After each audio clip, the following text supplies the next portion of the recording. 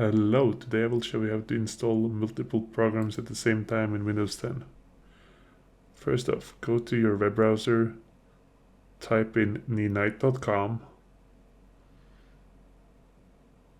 select the programs you want to use or install on your computer. I will select Java and GIMP for this test. So after you have selected your programs, hit download Ninite. You will download a specific script for just those programs. Hit save and run. Install it and the installation will begin.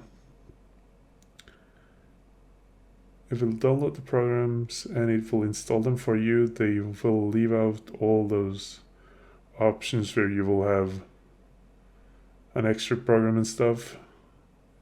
Those will not be installed when you use Ninite.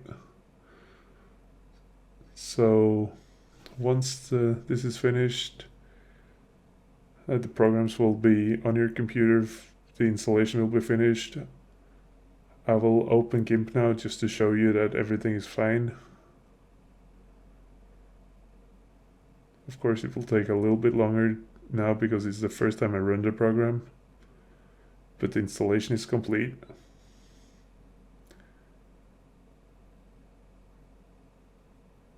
So there you have it. Thank you for watching.